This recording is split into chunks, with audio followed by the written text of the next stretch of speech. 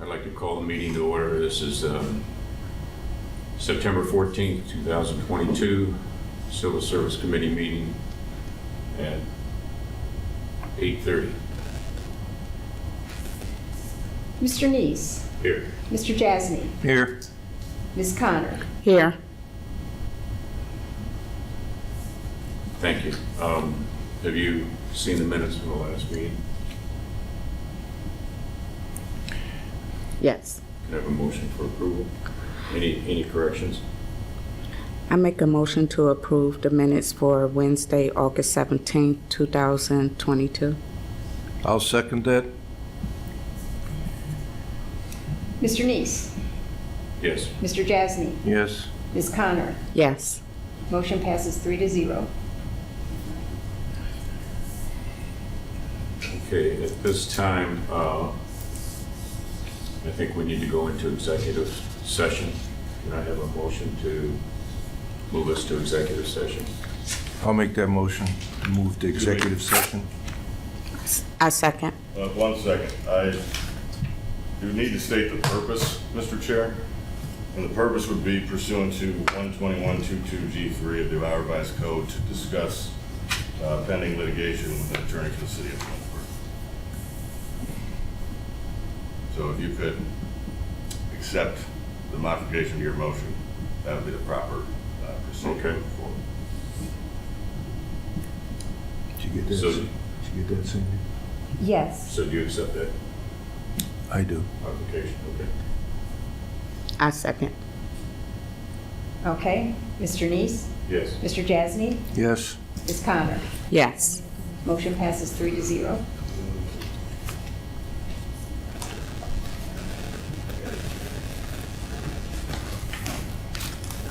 Note the time, Paul. All right, guys.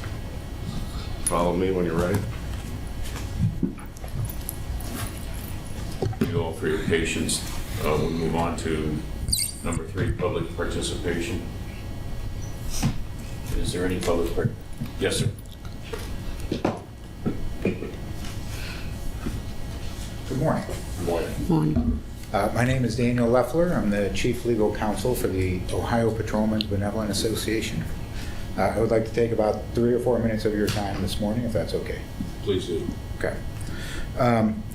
As I'm sure you're aware, probably through the executive session, that the OPBA is representing Ron Frischella with regard to potential discipline that's going to be issued to him under the collective bargaining agreement with the OPBA. I don't want to address that issue today. I don't think that is the issue before the commission today, but we did receive a letter from the city yesterday that indicated that they believe that the Civil Service Commission did not have the authority to opine on the rules that the Civil Service Commission has adopted itself.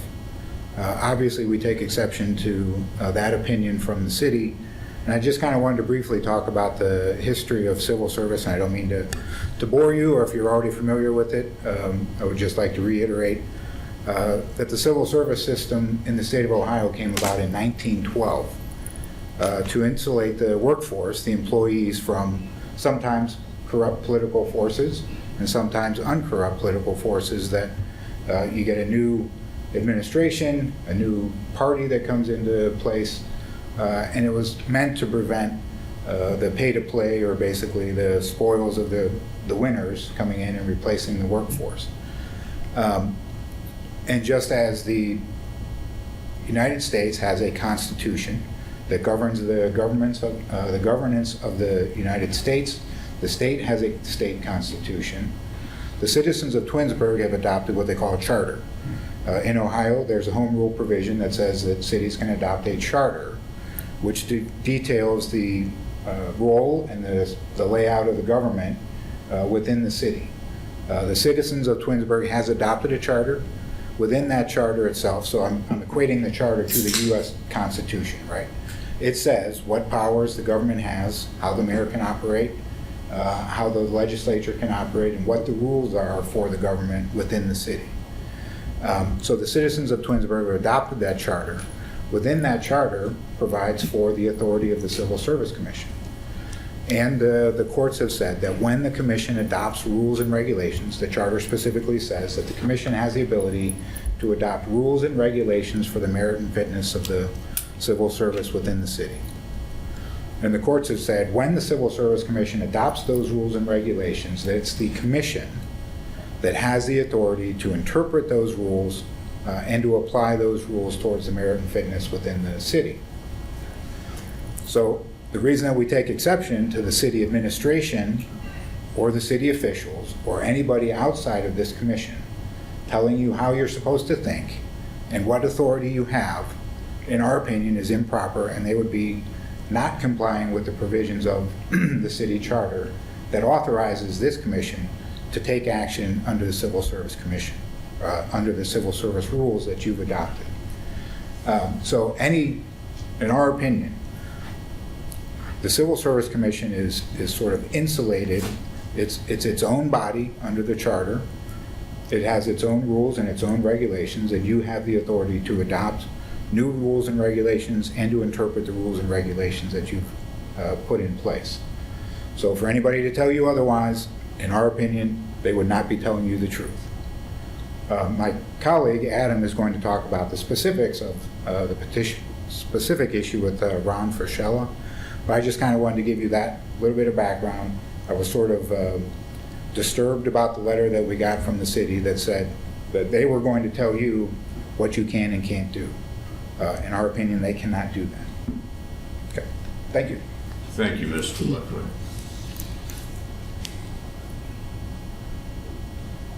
Thank you. Good morning. My name is Adam Chalupka. I'm General Counsel for the Ohio Patrolman's Benevolent Association, and I'm here on behalf of Officer Ron Frischella.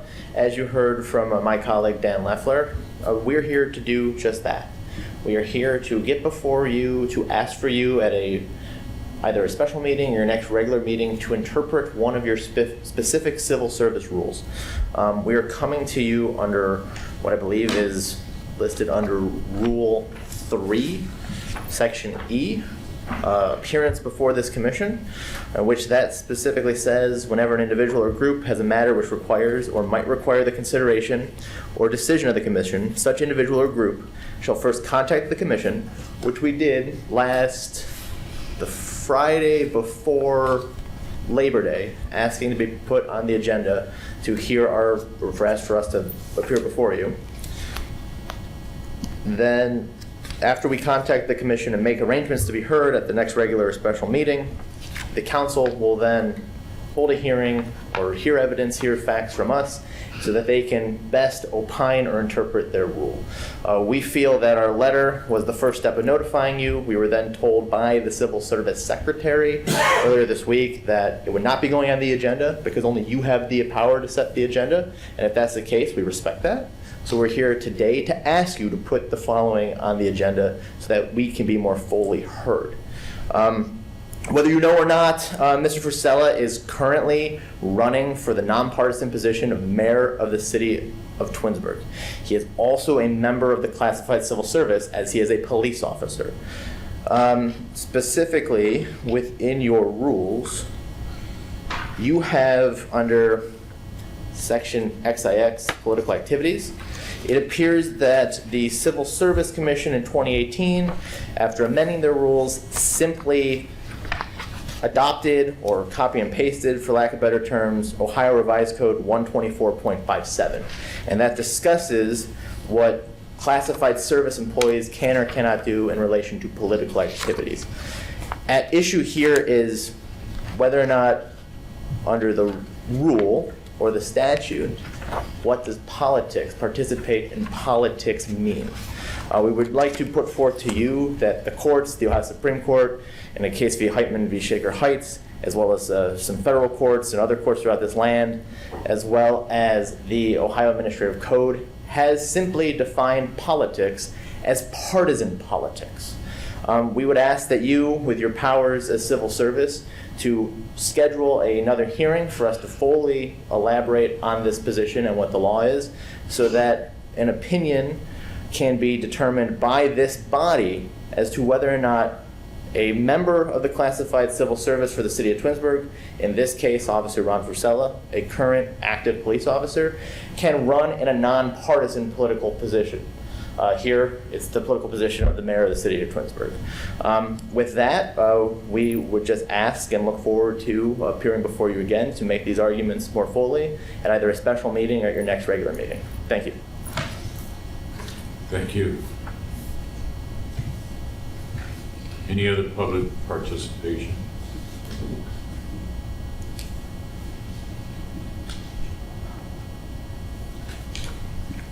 All right, we'll move on to old business. Any old business? New business? Anybody here from the police department that wants to talk about the police sergeant eligibility? I think the chief was planning on being here, but he must be stuck in a meeting, but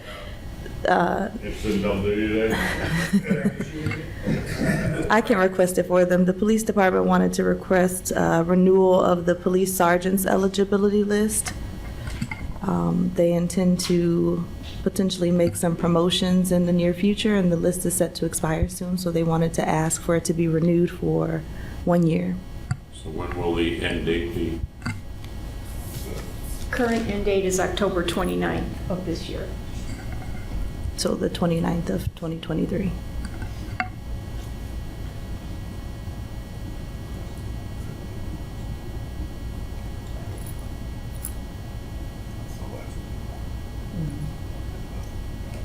We have a motion for that?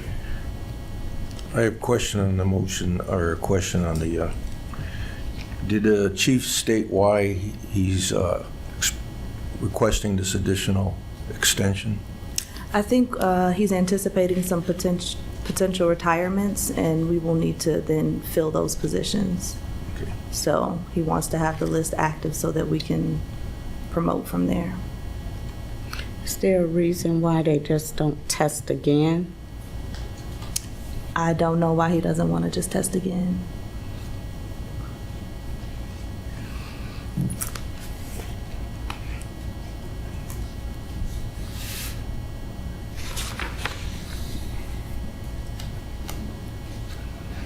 Not really. Can I make a motion? I'd like to make a motion that we extend the list for 1 year till 10/29 of 2023. Is there a second? Agreed.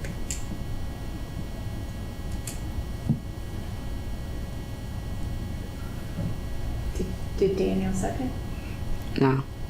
No one Nobody has did. seconded.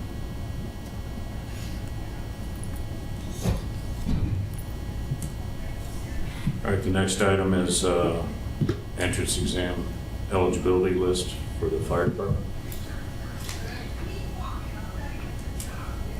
Actually, since the agenda was made, we've had some time to consider the options, and at this point would like to go ahead and just let the list expire, as in fact it has expired as of September the 12th. So you don't have an eligibility list for hiring a new? Not standing currently, and right now we don't foresee an immediate need. If the need arises, we'll take action then to pursue a new list.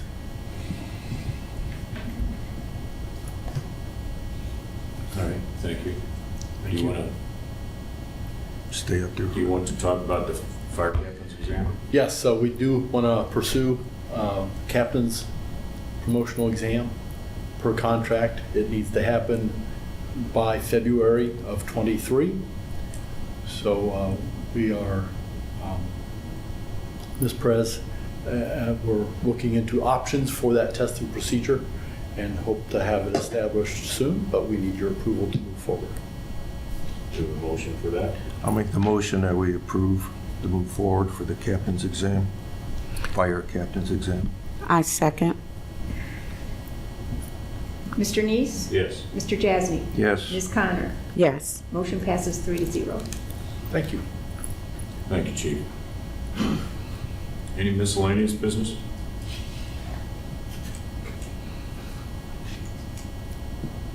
Next meeting date, do we want to talk about, do we need to talk about putting their request on? That's up to you. The next meeting date that's scheduled is November 9th.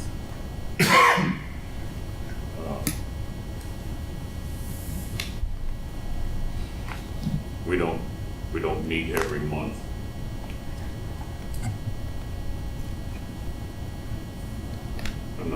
I'm not sure. There's a bit of a time constraint because of the election. Do we need to talk about having a special meeting to put your item on the agenda for the next meeting?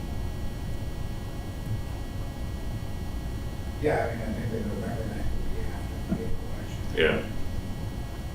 Unless the city's going to hold off until the election. We don't have to decide on a specific date in this meeting. The chairperson can call a special meeting. Okay. But if we call a special meeting, we'll put your agenda on the, put your item on the agenda, okay? Can we get back to you about the meeting date? Yes. Yeah, that's permitted. Okay.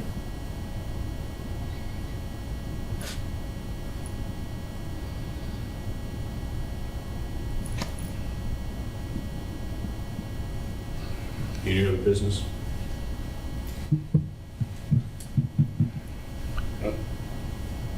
No, sir. Keely, No. Motion for adjournment? I'll make that motion to adjourn. I second. Mr. Neese? Yes. Mr. Jasny? Yes. Ms. Connor? Yes. Stand adjourned at, what time? 9:17. 9:17. Thank you all for being here. Appreciate it.